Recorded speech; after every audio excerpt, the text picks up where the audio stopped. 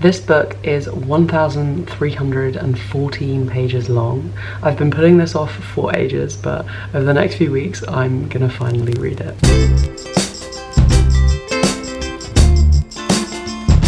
Hello, welcome. My name is Chloe. This is Recovering Book Snob, where we read books and enjoy it. The book in question for this reading vlog is The Stand by Stephen King.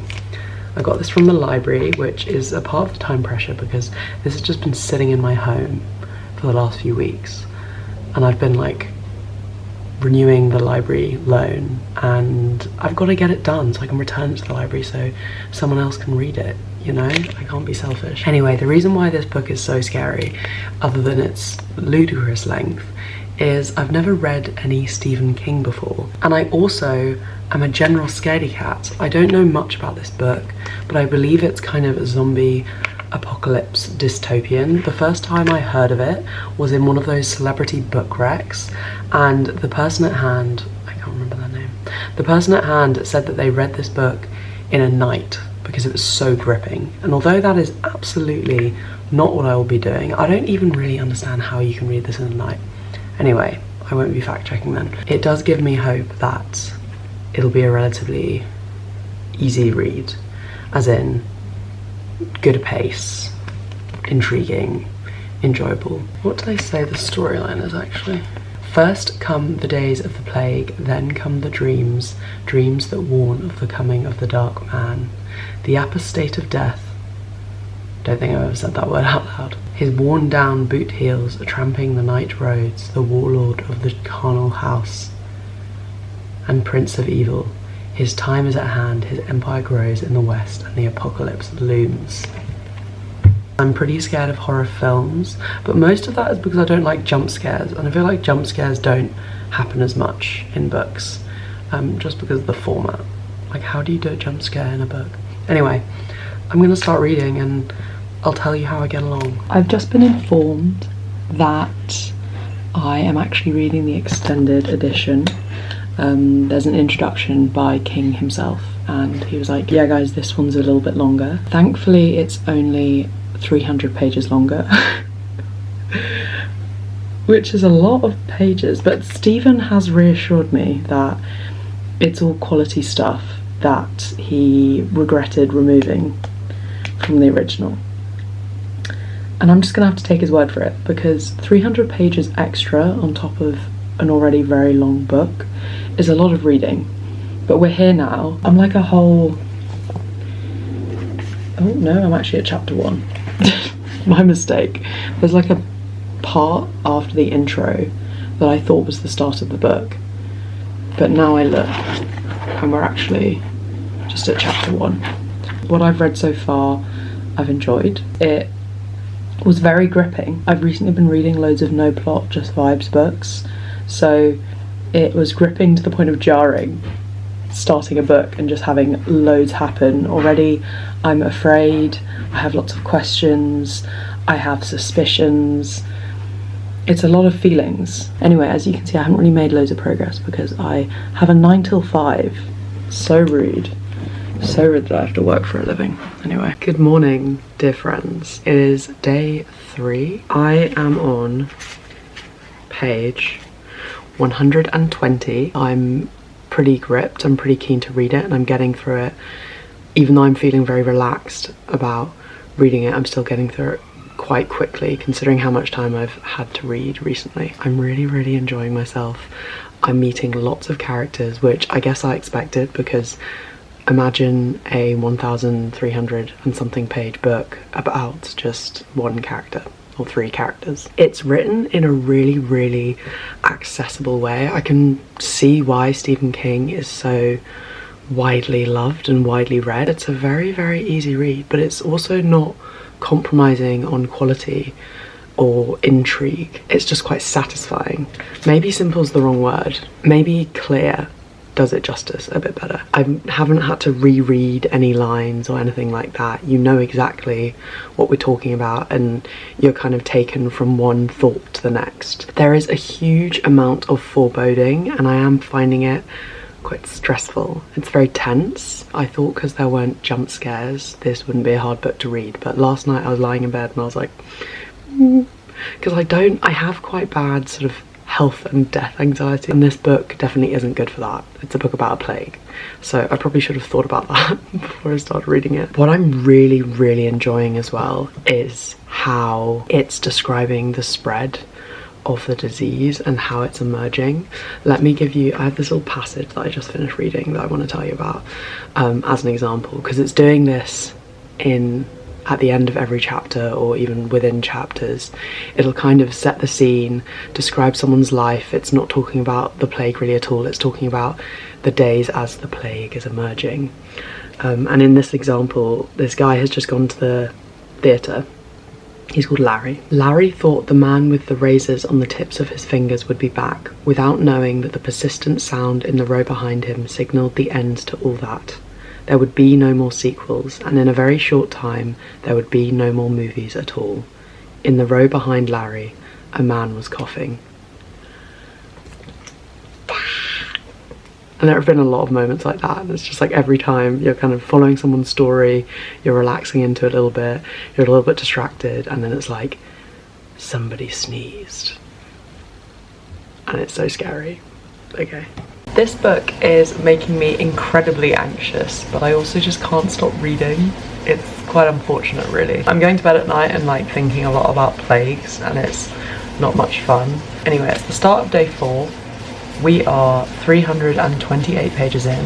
One really cool thing that I'm seeing in this book, it only started a few hundred pages in, so that really surprised me, was they have these prints that just show the scene that's just been described. Look at that. They're kind of beautiful.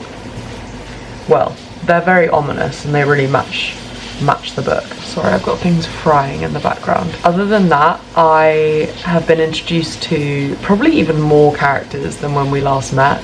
It's not too tricky to keep a hold of who they are just because of context clues, and slowly I'm forcing myself to be disciplined about remembering the names.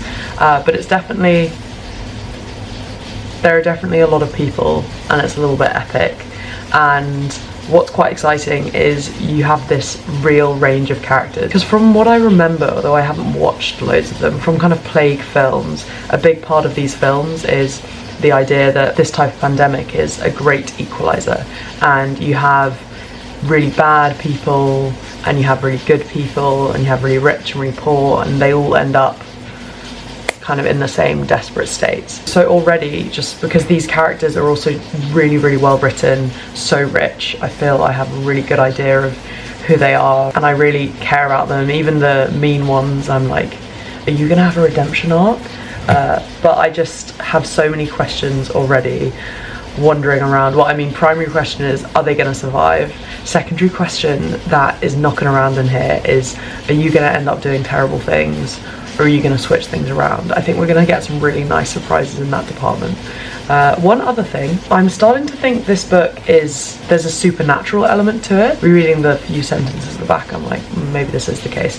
Because we have the plague, but then we're also meeting this mysterious dark man. One thing that I think was done so well and is still going on in this book is how they put side by side the pace of the spread of the disease and the pace of the response.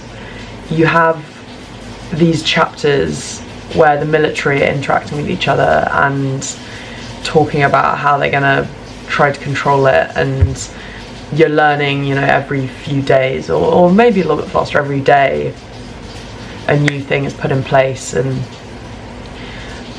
you know, they're responding.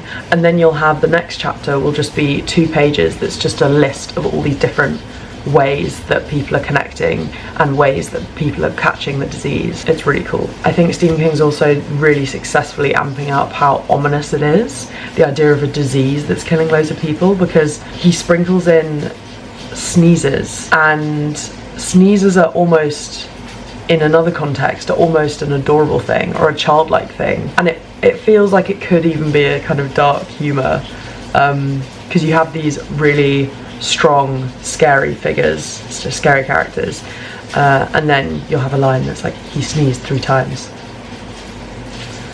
And I don't know, there's something just very powerful about that. As a reader, you know, and you're like holding my breath, clutching my pearls. Okay, I'm gonna get on with it because I've got 1,000 pages to go. Right, so I'm trying to read this over breakfast and I'm really struggling to keep it open. It's very annoying. It's hard to satisfy my addiction when the book's so enormous and impossible to hold. Hey guys, it's day 7 and I have a little bit to catch you up on because I haven't made loads of progress since we last spoke. So I'm on 574 now. Quite soon after I last gave you an update, the fear became a little bit too much. I was just finding this book way too scary and it was making me quite tense and upset. Very riveting still enjoying it in a way, but it was just way too much. So I caved and I watched all 3 of the Kissing Booth films, which I like a bad cheesy rom-com, but these films were particularly, they really were something, but they really balanced me out. I think the Kissing Booth trilogy is possibly the antithesis of the Stand extended edition. That's my new theory, because I feel emotionally leveled after watching those 3 films across 2 evenings. They're not even short films. The second film is 2 hours long, and I was gripped. Anyway, what do I have to say about this? It wasn't really supernatural at all until about 400 pages in. We were just looking at plague and disease and death and all that good stuff, and now we've slowly been introduced to characters who appear to have supernatural powers. A lot of the survivors are having kind of premonitions and are experiencing a lot of the same anxieties about a kind of darkness that's going to take over. That's all we know at this point, and I'm really wondering as to whether I'm going to continue to enjoy the book as much, because I'm not a supernatural reader. The other thing about this is I am pretty obsessed with the way that you follow individual characters and you'll get a little bit invested in their story, and then Stephen King will draw you out and suddenly you'll have a chapter that's just death, death, death, death, death. I also think, and it's so jarring, but I think it's really interesting because it makes me think about how I would respond in this world. And I mean, I'd probably die quite quickly because I don't want to be cocky. Like, who's surviving this? But you get lulled into a false sense of security. I think you get used to things very quickly, and I quite like how it's a little bit jarring and how he lets you get lulled into this false sense of like, oh, maybe it's a bit tense, but we're doing okay. And then suddenly he's like, remember guys, remember the horrors. Anyway, I think I've rambled enough and I should probably get back to reading. It is day 10. We've made it to page 750 and it's going all right. The focus has shifted a lot. It is like reading a completely different, but I mean not completely different, because the plague forms an important foundation for this good and evil battle going on. But it is kind of mad how different it is compared to what I thought it would be like. I am still having a good time. Anyway, yeah, over halfway. Woo! It's day 12, maybe 10, 12, and when I started reading this book, I thought it would be about zombies because I just hadn't researched it at all. And then I got about halfway and I was like, okay, it's not actually about zombies. That I just imagined that it's actually about a plague but not zombies. And I was a bit relieved, and now I'm worried that it's gonna start being about zombies again. There are some little hints being dropped. I don't know how I feel about that. Yes. Yeah, I'm chilling really. Guys, ooh, I'm very rosy cheeked right now. I do feel quite warm, to be fair. We're into the 200 page countdown, so we have less than 200 pages to go. And I actually think I might finish it tonight. What's the time? It's 9:30, so it kind of depends on my focus. And I'm gonna be honest, I haven't been enjoying it nearly as much as the first third. it really started to go downhill for me when they formed a committee, because they're trying to reform a functioning society.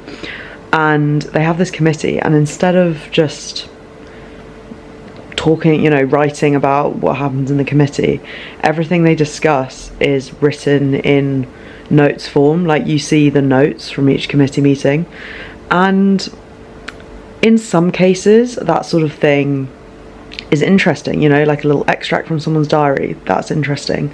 But just seeing meeting notes is really, really dull to me. I get the impression this book is really trying to labour the point that the goodies just took so long to do everything, and as a result they're going to get crushed. I mean, well, not necessarily crushed, but I feel like that's a big point, is that the baddies just get to work. Like, they don't even bother with the parliament, they just start making weapons, and then the goodies take ages just to decide on, like, creating a census or like stuff like that. Ooh, are these grey hairs? No, I feel like I do have a few, but I think the camera is just making it look the case, but it's not actually in person, I swear. Anyway, I'm concerned. Hello, the day we thought would never come has arrived. I have finished The Stand, and I did it last night, and I had some pretty bad dreams after. For those who know, for those who've read it, I think we really could have done without the last chapter. But I get the impression that's Stephen King's whole jam. Anyway, I thought this book was extraordinary. I definitely still feel like the first third was by far the best to me. A lot of the changes that, or like changes in tact that were made for the later parts of the book were not up my street. However, the first third was so good, and it didn't drop off so severely, and I'm kind of thinking maybe it is still a 5-star. Like, it does have that special feeling, and I feel like 5 stars, it's about the special feeling.